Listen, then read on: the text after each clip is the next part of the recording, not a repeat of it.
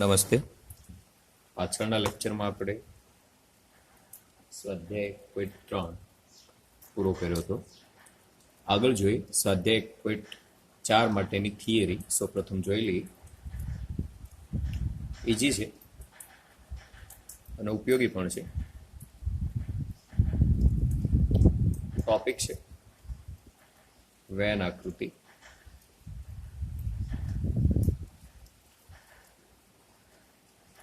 Van આકૃતિ એટલે શું? તો ગણને ચિત્રાત્મક રીતે રજૂ કરવાની એક પદ્ધતિ છે. એની અંદર સૌપ્રથમ આપણે પેલું એક ગણ લઈએ, યોગ ગણ. એની નિશાની છે એ યોગ ગણ બી, અને યોગ ગણ કહેવાય.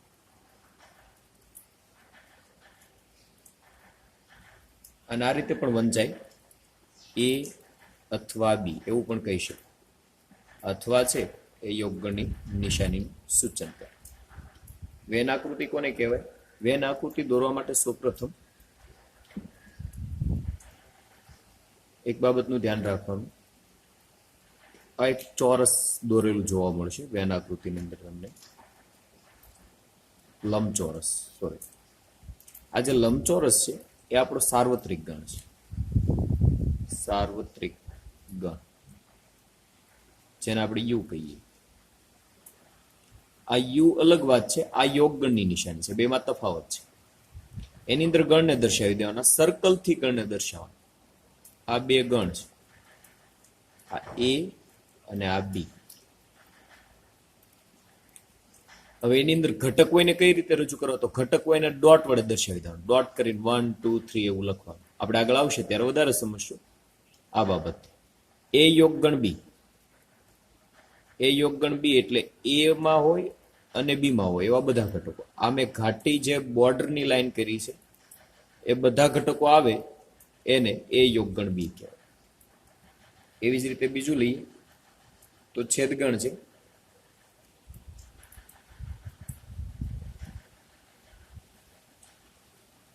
એ છેદગણ બી.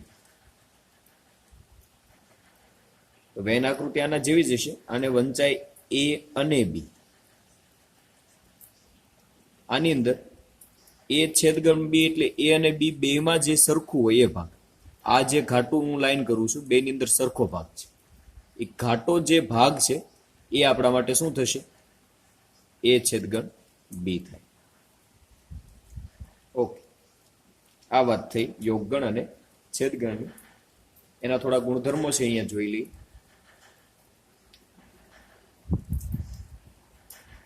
અહીંયા યોગગણના ગુણધર્મ લખીએ અને અહીંયા છેદગણના ગુણધર્મ લખીએ. જોઈએ બેમાં સામ્યતા કેટલી છે. પેલું છે ક્રમનો નિયમ છે એ યોગગણ બી ઇક્વલ ટુ બી યોગગણ એ, આવું લખી શકો.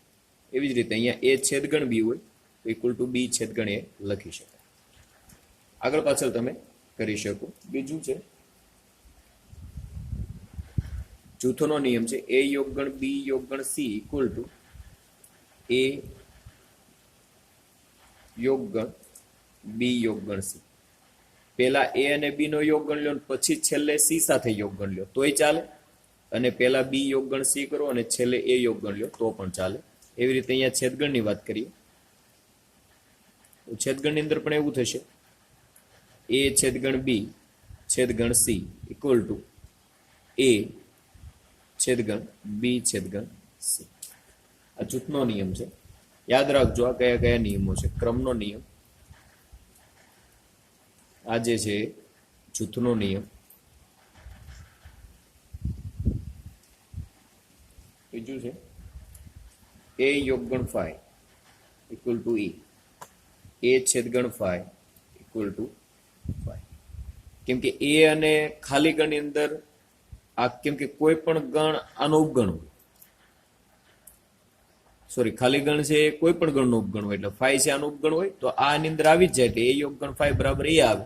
આ બે માં સરખું કાંઈ ન હોય, ખાલી ગણ હોય. આ એની અંદર ખાલી ગણ આવે તો ખાલી ગણ છેદગણ ખાલી ગણ એટલે સરખું હોય એ છેદગણ છે, અને બધા એનું ભેગું કરો એને યોગગણ કહેવાય. શબ્દો ઉપરથી ખ્યાલ આવે યોગ એટલે ભેગું કરવું. અને છેદગણ એટલે બેમાં કોમન હોય તે પણ. બસ આ બાબત એક ખાલી યાદ રાખવાની છે. ચોથું,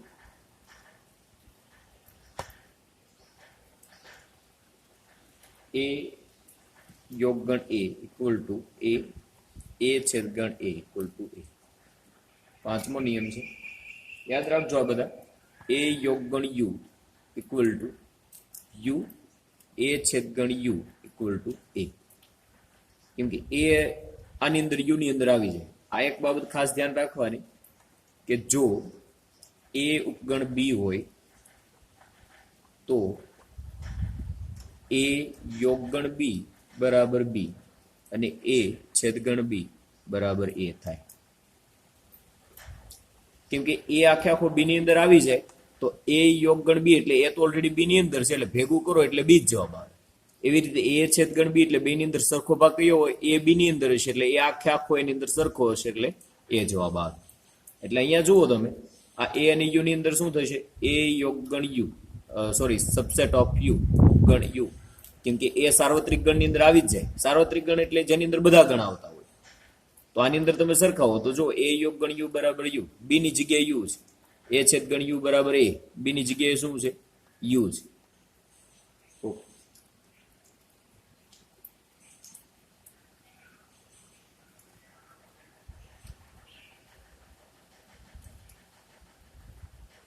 એક વિભાજનનો નિયમ છે. વિભાજનનો નિયમ, વિભાજનનો નિયમ જેની અંદર યોગગણ અને છેદગણ બંનેની વાત આવે. દાખલા તરીકે એ છેદગણ બી યોગગણ યુ સી હોય તો ઇક્વલ ટુ આ એ છે અંદર જશે એટલે એક કૌંસ એ છેદગણ બી વચ્ચે નિશાની શેની છે, યોગગણ. પછી એનો ફરી વખત કોની સાથે વારો આવશે, સી સાથે. એ છેદગણ સી. આને વિભાજનનો નિયમ કહેવામાં આવે. સહેલું છે. આ છેદગણની નિશાની છે એની એ પેલા બી સાથે પછી સી સાથે, વચ્ચે નિશાની છે અહીંયા વચ્ચે આવેલી હોય અહીંયા મૂકી દેવાની. પછી છે તફાવત ગણ. તફાવત ગણની અંદર શું આવશે તો એને રજૂ કરવાની રીત એ બી છે આવી રીતે, એ માઇનસ બી જનરલી, અને વંચાય આ રીતે એ તફાવત બી.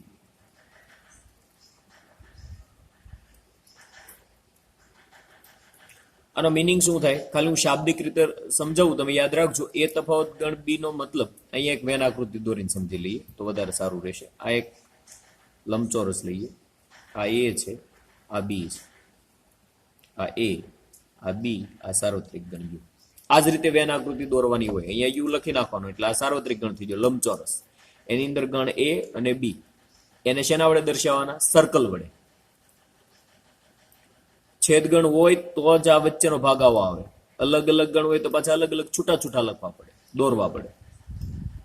તો એ માઇનસ બી નો મતલબ શું થાય, એ ની અંદર હોય પણ બી બાદ કરી નાખવાના એટલે આટલો ભાગ આવે.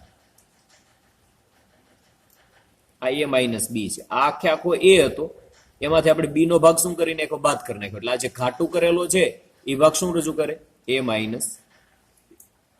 ટૂંકમાં બી માં ન હોય તેવા એના બધા ગણ.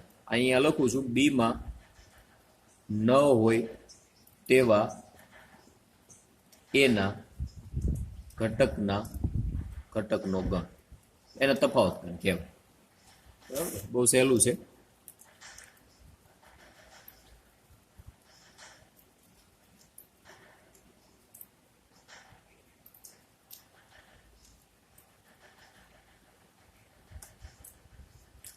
એવી રીતે આ બાજુનો ભાગ છે એ શું આવે, અહીંયા જો મેં લાઈન ડ્રો કરું છું,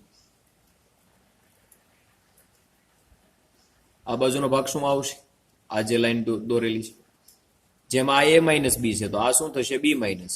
વચ્ચેનો ભાગ છે એ શું છે, એ તો આપણે અગાઉ વાત આવી ગઈ, એ છેદગણ બી. આ ત્રણ અલગ અલગ ગણ. અલગ ગણ એટલે જેની અંદર કંઈ પણ સરખું ન હોય એનો છેદગણ લ્યો તો ખાલી ગણ આવે. ઓકે, થિયરી અહીંયા પૂરી થઈ છે. સ્વાધ્યાય જોઈ 1.4. મોટા ભાગનું તમારે ગણવાનું થશે. હું તમને કેમ કે સહેલું છે એટલા માટે. પહેલું છે x equal to 1, 3, 5 અને y ઇક્વલ ટુ 1 2 3. સૂચના આપેલી છે યોગગણ મેળવો. એવી જ રીતે દાખલા પુસ્તકની અંદર તમે જોશો તો સ્વાધ્યાયની અંદર દાખલા નંબર 5મું છે. જો એમાં લખ્યું છે પ્રશ્ન 1માં આપેલી જોડીઓનો છેદગણ પણ મેળવવાનો છે. આપણે સાથે જ મેળવતા જઈએ. x યોગગણ y એટલે આ x અને y બેના ઘટકને ભેગા કરવાના. યોગગણ એટલે 1 બે વાર હોય તો એ ગણની અંદર આપણે શરત છે દરેક કોઈ પણ ઘટકને બે વાર લખવાના નથી. 1 પછી 2 3 અહીંયા છે. આ બે અહીંયા છે પણ અહીંયા નથી તો એ લખવાના, ભેગા કરી દેવાના જેટલા હોય એ બધા. બે વાર નથી લખવાના. આ યોગગણ થઈ ગયું. છેદગણ શું આવશે? બેની અંદર સરખો હોય તેવા ઘટકો કયા કયા છે? 1 1 અહીંયા છે તો 1 આવે, 3 3 આવશે, 5 અહીંયા છે પણ આમાં નથી એટલે નહીં આવે, 2 અહીંયા છે પણ આમાં નથી એટલે નહીં આવે. બસ આ જ વાત કરવાની છે. છેદગણ એટલે બેમાં સરખા હોય એવા ઘટકો, યોગગણ એટલું હોય એટલે બે બધાના ઘટકો લખવાના પણ રિપીટ ન થાય એનું ધ્યાન રાખવાનું. બીજો દાખલો તમે જાતે ગણજો હોમવર્કમાં. ત્રીજો પણ હોમવર્કમાં તમે જોશો એટલે આવડી જશે. કામ તો આ જ રીતે લેવાનું છે.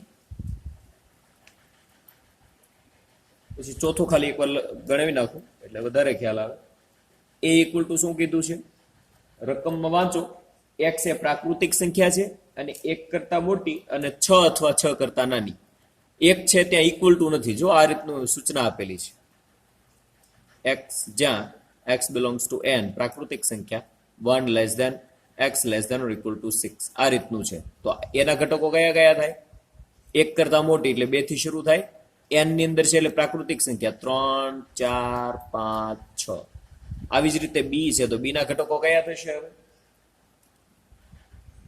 6 લેવાના નથી, 7 8 ને 9 10 પણ નથી લેવાના કેમ કે ત્યાં ઇક્વલ ટુ નથી.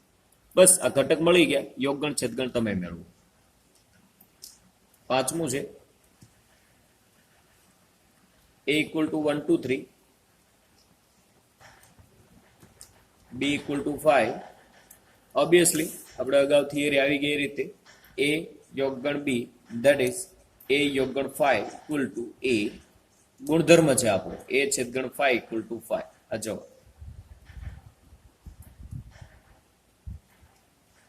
બીજો છે દાખલો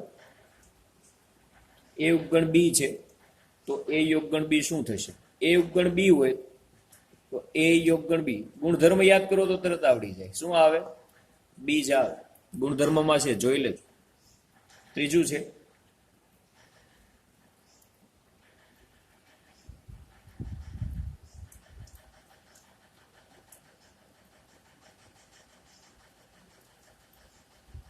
એ પણ ગુણધર્મ છે કે a યોગગણ b આપેલા હોય તો a યોગગણ b ઇક્વલ ટુ શું થાય?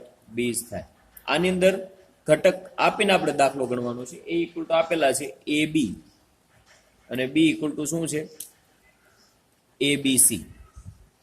તો આની અંદર a યોગગણ b મેળવો તો શું આવે? આના બે ભેગા કરો એટલે શું આવે? a બે વાર છે તો એકવાર લખ્યા, b બે વાર છે તો એકવાર લખ્યા અને c તો આના બરાબર શું છે? b છે. એટલે પ્રૂફ કરવાનું છે. અહીંયા ગુણધર્મ છે એટલો ફેર છે. બરોબર? બાકી તમને નહીતર સરખું લાગશે.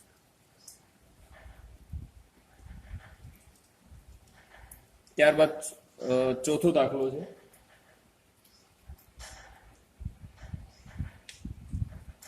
આખે આખું તમારે ગણવાનું છે. હું માત્ર છેલ્લો પાંચમો દાખલો એક ગણી દઉં છું એટલે તમને બધું ખ્યાલ આવી જશે. પાંચમો દાખલો શું છે? a યોગગણ b યોગગણ d મેળવવાના છે. ઇક્વલ ટુ શું થશે? એ ઘટક લખી નાખવાનો. એ ઘટક કયો છે? રકમ આપેલો છે 1 2 3 4. યોગગણ d આપેલા છે. કયા છે? 3 4 5 અને 6 અને યોગગણ d આપેલા છે. કેટલા છે? 7 8 9 અને 10. આવી રીતે આપણને આપેલા છે.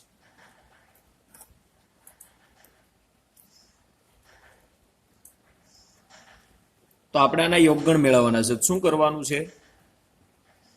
3 હોય આવા કદાચ 10 હોય તો કઈ ચિંતા નથી કરવાની. 10 આવા ગણ આપી દીધા હોય તો મૂંઝાવાનું નથી. જનરલી આપણા ગુણધર્મ પ્રમાણે આપણો ગુણધર્મ તો એવો કે કે પેલા બે ગણનો યોગગણ મેળવો, પછી એનો ત્રીજા ગણ સાથે યોગગણ મેળવો. પણ તમે જો સમજતા હોય તો ડાયરેક્ટ તમે લખી શકો. ત્રણેયની અંદર જે ઘટક આવતો એ લખતા જવાનો. 1 1 અહીંયા છે, 2 3 4. પછી અહીંયા જોતું જવાનું. હવે બીજાનું જોવાનું. 3 અગાઉ આવી ગયા, નથી લખવાના. 4 અગાઉ આવી ગયા, નહીં લખવાના. પછી ક્યાંથી શરૂ કરવાનું? 5 અને 6. પછી અહીંયા જોવાનું 7 8 9 અને 10. રિપીટ ન થવા જોઈએ, બાકી બધા ઘટક લખી, વાત પૂરી. બરોબર. પાંચમો દાખલો ઓલરેડી આવી ગયો, આપણે છેદગણ મેળવી લીધા. છઠ્ઠો દાખલો છે, એની અંદર પણ એવું જ છે. અલગ અલગ ગણ આપેલા છે, એના છેદગણ મેળવવાના છે. એક વિભાજનનો નિયમ છે, જોઈ લે એટલે વધારે તમને ખ્યાલ આવે.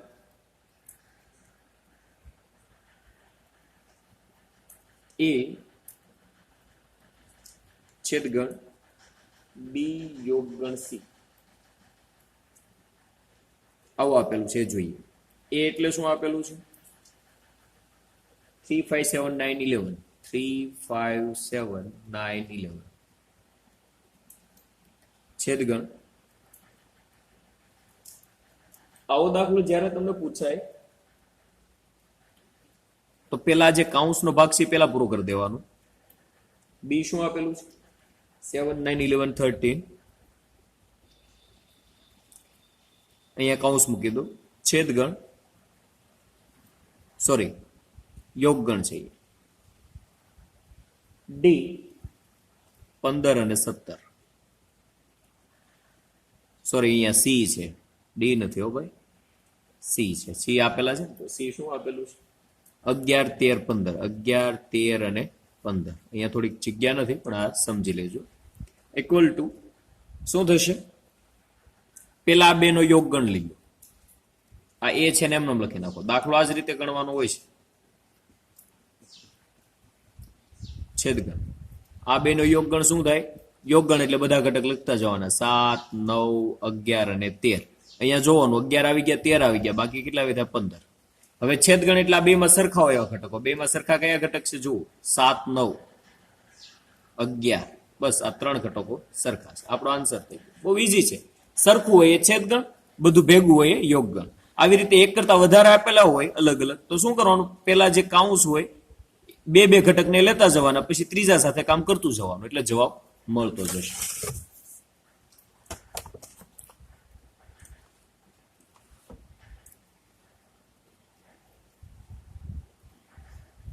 ઓકે, આગળ જોઈએ. સાતમો દાખલો છે, અનંત ગણના દાખલાઓ છે.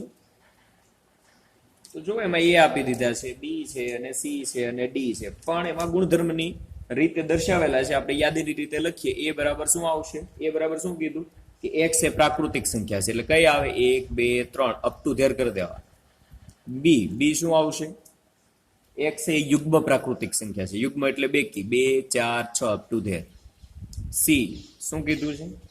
એક્સ એ અયુગ્મ પ્રાકૃતિક એટલે એકી સંખ્યા, 1 3 5 અપ ટુ ધેર. ડી શું કીધું છે? એક્સ એ અવિભાજ્ય સંખ્યા છે. અવિભાજ્ય સંખ્યા કઈ કઈ આવશે? જેનો ભાગાકાર ન થઈ શકે. 3 5 7 11. 9 તો ભાગી શકાય ને, 3 ગુણ્યા 3 9 થાય, એટલે વિભાજ્ય થઈ ગઈ. અવિભાજ્ય એટલે જેના ભાગ ન પાડી શકાય, અપ ટુ ધેર. તો પેલું શું કીધું છે આપણને? એ છેદગણ બી. થોડુંક આપણે ફાસ્ટ કામ લઈએ, કેમ કે આ ઈઝી છે. એ છેદગણ બી બરાબર શું આવશે? એ અને બી નો યોગ છેદગણ. તો શું આવે? એની અંદર જુઓ તમે, એની અંદર 1 2 3 4 5 6 7 8 બધી સંખ્યાઓ છે. બી ની અંદર ખાલી યુગ્મ સંખ્યા, એટલે થોડુંક આપણું લોજિક હાલે ને. અહીંયા જો આ એક ગુણધર્મની વાત થાય આની અંદર, કે બી છે કોની અંદર આવી છે? એ ની અંદર. તો એ છેદગણ બી બરાબર શું આવે? ગુણધર્મ હોય તો વધારે તમને સમજાય. બી જવાબ આવે. ગુણધર્મ જોજો એટલે ખ્યાલ આવશે. એ છેદગણ સી ઇમ્પ્લાઇઝ ધેટ શું આવશે? સી સબસેટ ઓફ એ, એટલે એ છેદગણ સી. ઓબ્વિયસલી શું આવે? સી જવાબ આવે. એ છેદગણ ડી, અહીંયા પણ એવું જ છે. D which is subset of A, then A છેદગણ D equal to D. Answer આવે ડી છેદગણ સી. બી અને સી ની અંદર કઈ સરખું છે જ નહીં, એટલે ખાલી ગણ જવાબ આવે. જુઓ તમે બી અને સી, બી એટલે યુગ્મ છે ને સી એટલે અયુગ્મ છે, બંને એકબીજાથી અલગ ગણ છે એટલે ખાલી ગણ આવે.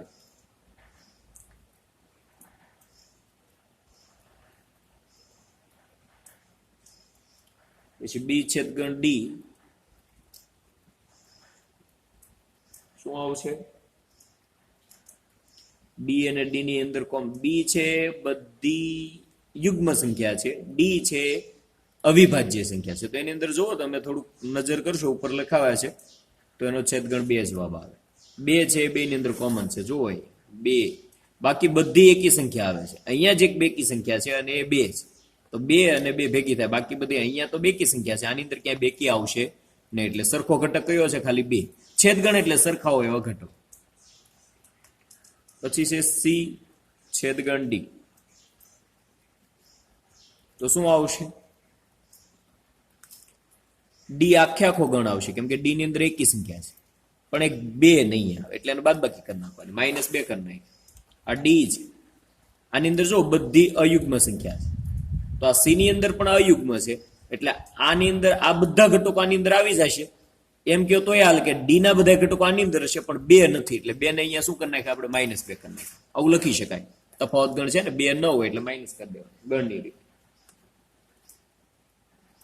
પછી 8મો દાખલો છે કયા કયા અલગ ગણ છે? અલગ ગણ એટલે બે માં કઈ હરખું ન હોય ને અલગ ગણ કહેવાય.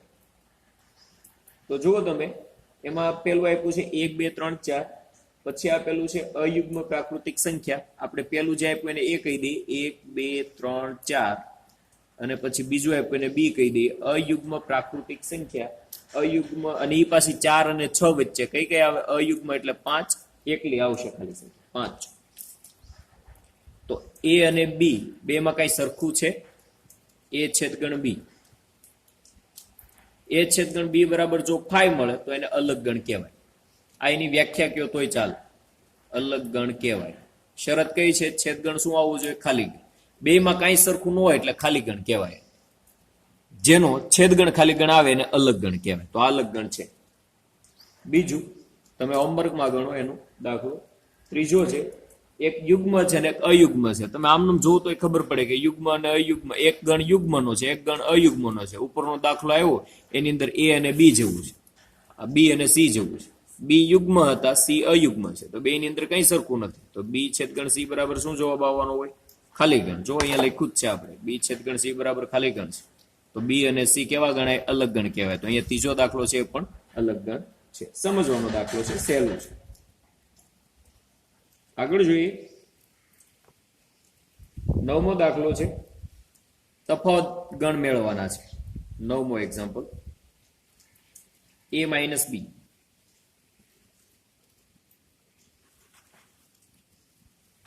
તમારે ગણવાનું છે બધો દાખલો, પણ એની અંદર હું તમને ખાલી એક દાખલો ગણાવું, બાકીના બધા ટોટલ તમારે ગણવાના છે. તો સમજવા માટે a માઇનસ ડી લઈ લઈએ. a બરાબર હું લઈ લઉં છું 3 6 9 12 15 18 21. D that is 5 10 15 and 20.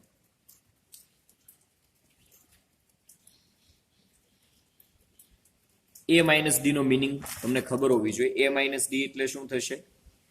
મેં મૌખિક વાત કરી હતી કે ડી ની અંદર ન હોય તેવા એના બધા ઘટકો. ઘટકો કોના લખવાના? જવાબ હંમેશા કોના ઘટકનો આવશે?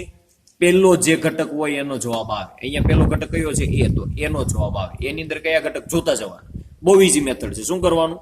અહીંયા પેલો જે ગણ આપેલો હોય એના જે ઘટકો છે એ લખતા જવાનું. 3 એ 3 આની અંદર ન હોવા જોઈએ. ન હોય તો જ લખવાનો, હોય તો નહીં લખવાનો. દાખલા તરીકે 3 આની અંદર નથી એટલે લખી નાખ્યા. 6 આની અંદર નથી તો લખી નાખ્યા. 9 આની અંદર નથી તો લખી. 12 છે આની અંદર નથી તો લખી નાખ્યા. 15 અહીંયા 15 છે તો 15 લખવાના નથી. બસ આ તફાવત ગણ. આટલી જ વસ્તુ યાદ રાખવાની. 18 આની અંદર નથી તો લખી નાખવાની. 21 આની અંદર નથી તો લખી નાખવાનું. મૌખિક વાત શું કહે છે? ડી ની અંદર ન હોય તેવા એના બધા ઘટકો એને તફાવત ગણ કહેવાય. આવી રીતે તમારા બધા ઘટક લખવાના છે.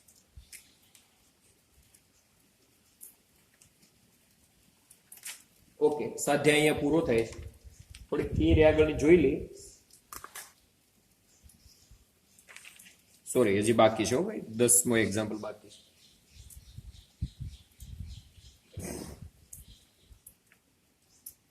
ઈઝી છે, હોમવર્કમાં છે, બરોબર, એ તમારા ગણવાનું. 11મું છે.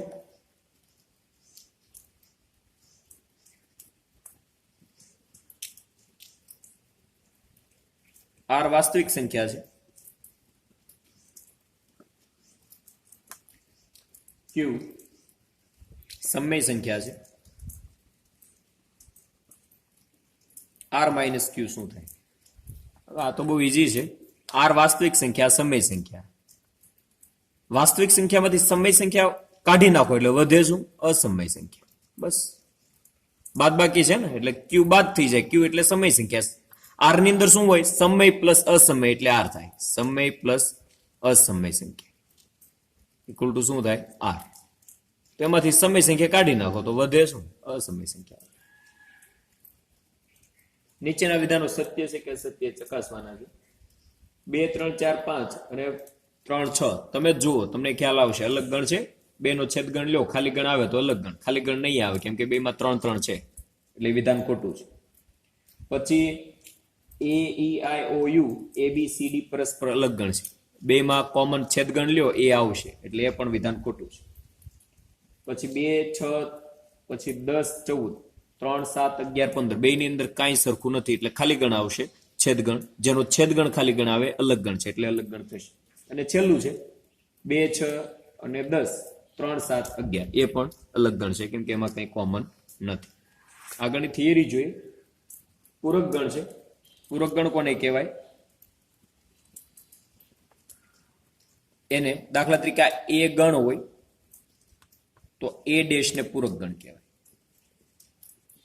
એ ડેશ એટલે શું? એ ડેશ એટલે યુ માઇનસ એ. સાર્વત્રિક ગણની અંદર એ માં ન હોય એવા બધા ઘટકો, દાખલા તરીકે વેન આકૃતિ આપણે દોરવી હોય તો આ રીતે દોરી શકાય. આ યુ છે, આ એ છે, તો એ ડેશ શું થાય? આ 12 નો જે એરિયા છે એ બધો એ ડેશ થાય. એ સિવાયનું આ બધો ઘટક હોય એ શું થાય? એ ડેશ. એમાં ન હોય આ એને કાઢી નાખવાનું, એ સિવાયનો યુ નો જે આખો ભાગ વધે એને એ ડેશ કહેવાય. દાખલા તરીકે નાની વાત કરી દો, યુ ઇક્વલ ટુ ઉદાહરણ લઈ લે 1 3 5 9 10 આવું છે. એ ઇક્વલ ટુ 3 5 આપેલા છે. 3 5 ને ફોર એક્ઝામ્પલ બસ આટલા રાખી. એ ડેશ શું થાય? You minus A. યુ ના બધા ઘટકો પણ એમાં ન હોવા જોઈએ એટલે યુ ના બધા ઘટક લખતા જવાના. 1 3 અહીંયા છે એટલે નથી લખવાના, 5 અહીંયા છે એટલે નથી લખવાના, પછી શું આવશે? 9 અને 10. આ એ ડેશ થઈ ગયો. એ સિવાયના યુ ના બધા ઘટકો એને એ ડેશ પૂરક ગણ કહેવામાં આવે. બસ આ પૂરક ગણની વાત. એના થોડાક નિયમો છે. એ યોગ ગણ A dash equal to U. A અને એ ડેશ અહીંયા જો ને બેન આકૃતિમાં આ એ છે, આ 12 નો ભાગ એ ડેશ છે, બે ને ભેગા કરો એટલે શું બને? યુ બને. એવી રીતે એ છેદગણ એ ડેશ, આ એ અને એ ડેશ પૂરક ગણ નામ જ એટલા માટે આપવામાં આવે એકબીજાથી પૂરક છે, વિરુદ્ધ છે. તો પૂરક ગણ એટલે એ અને એ ડેશ ને છેદગણ કરો એટલે બે માં કઈ સરખું છે નહીં એટલે શું આવે? ખાલી. દ મોર્ગન ના નિયમ છે, બહુ કામના છે. દ મોર્ગન ના નિયમ. એ યોગગણ બી આખાનો ડેશ બરાબર એ ડેશ છેદગણ બી ડેશ. આ ડેશ અંદર જાય નિશાની ચેન્જ થઈ જાય, બસ એટલું યાદ રાખવાનું છે. એ છેદગણ બી ડેશ હોય તો આ ડેશ અંદર જાય, અહીંયા છેદગણ હોય તો અહીંયા યોગગણ થઈ જાય. આ દ મોર્ગનના નિયમ. પછી એક બીજો નિયમ છે એ ડેશ નો ડેશ. ડેશ નો ડેશ કરો એટલે એ મૂળ જવાબ આવી જાય, બરોબર. એ ડેશ એનો પાછો ડેશ લો એટલે મૂળ જવાબ આવે. ખાલી ગણ અને સાર્વત્રિક ગણ માટે નિયમ જો 5 છે એનો ડેશ લ્યો તો યુ આવે, યુ છે એનો ડેશ લેશો તો 5 આવશે. સાર્વત્રિક ગણ એટલે તમામ ઘટક હોય એનો પૂરક ગણ એટલે ખાલી ગણ, ખાલી ગણનો પૂરક ગણ એટલે સાર્વત્રિક. ઓકે, સ્વાધ્યાય 1.5 છે એની અંદર જોઈએ.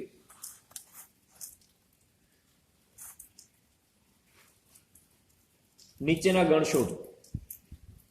યુ આપેલો છે, એ ડેશ એ ડેશ શું આવશે?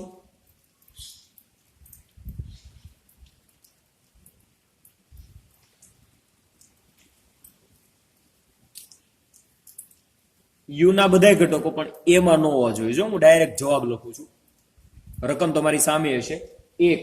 એક છે એની અંદર છે એટલે નહીં આવે.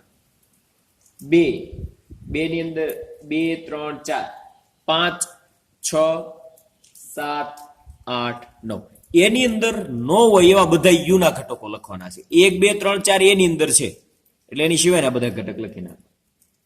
ઓકે, એક દાખલો બીજો જોઈએ.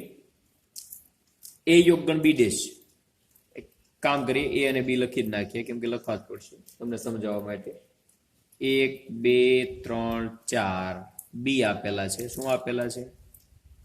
2 4 6 8 અને યુ આપેલા છે. યુ શું આપેલા છે? 1 2 થી લઈને 9 સુધી છે. બરોબર, 1 2 થી લઈને 9 સુધીના આંકડા. તો આ તો સમજાઈ ગયું. 1 2 3 4 આની અંદર છે એટલે 1 2 3 4 સિવાયના બધા ઘટક લખવાના. અહીંયા 3 4 5 આવવું છે. 4 5 6 7 8 અને 9 આની સિવાયના બધા ઘટક આપણે લખી નાખ્યા. હવે વાત આવે છે એ યોગગણ બી. એ યોગગણ બી ડેશ જોઈએ આપણે. તો પેલા એ યોગગણ બી લઈ લેવાના. એ યોગગણ બી શું આવે? એ અને બી ને ભેગા કરો. 1 2 3 4 પેલા એના ઘટક લખી નાખ્યા. હવે જોતું જોવાનું, 2 આવી ગયા એટલે નથી લખવાના, 4 આવી ગયા એટલે નથી લખવાના, 6 અને 8 એનો ડેશ લો. હવે આની અંદર જે ઘટક હોય એની સિવાયના બધા ઘટક લખવાના. એક છે તો નહીં લખવાના, 2 નહીં લખવાના, 3 નહીં લખવાના, 4 નહીં લખવાના, 5 નથી એટલે એ લખવાના, 6 નહીં લખવાના, 7 નથી એટલે લખવાના, 8 નહીં લખવાના અને 9. ઘટક કોના લખવાના? યુ. બરોબર. તો બી માઇનસ સી ડેશ તમે મેળવી લેજો. પેલા બી માઇનસ સી મેળવવાના, પછી ડેશ લઈ લેવાના. હોમવર્કમાં પૂરક ગણ મેળવવાના છે. બીજો દાખલો, એક દાખલો જોઈએ. યુ ઇક્વલ ટુ શું આપેલા છે? A B C D E F G આટલા આપેલા છે અને એચ એ આપેલા છે. ટોટલ 4 છે. હું ડાયરેક્ટ ડી છેલ્લો દાખલો જોઉં છું. ડી ઇક્વલ ટુ શું આપેલા છે? F G H A. તો ડી ડેશ શું થાય? પૂરક ગણ. યુ ના બધા ઘટક લખવાના પણ આમાં ન હોવા જોઈએ. પેલા એ નથી એટલે લખી નાખવાના, બી નથી એટલે લખી નાખવાના, સી નથી તો લખી નાખવાના, ડી સોરી એ અહીંયા છે અને અહીંયા છે એટલે એ નહીં, બે માં હોય તો નહીં લખવાના. બી સી પછી ડી આવશે, ઈ આવશે, એફ અહીંયા છે તો નહીં આવે, જી અહીંયા છે બે માં હોય તો નહીં લખવાના, એચ છે નહીં લખવાનું, પૂરું. આ ડી પૂરું. આવી રીતે તમે બધા દાખલા ગણજો. આગળનો સ્વાધ્યાયનું બાકીનું કામ છે આપણે પછીના લેક્ચરમાં જોઈશું. અહીંયા સુધી આપણે આપણો ક્લાસ રાખીએ છીએ, પૂરો કરીએ. જે હોમવર્કમાં કીધા બધા દાખલા ગણજો તો જ આવડશે. પ્રેક્ટિસ કરજો, ન સમજાય તો પૂછજો. ઓકે.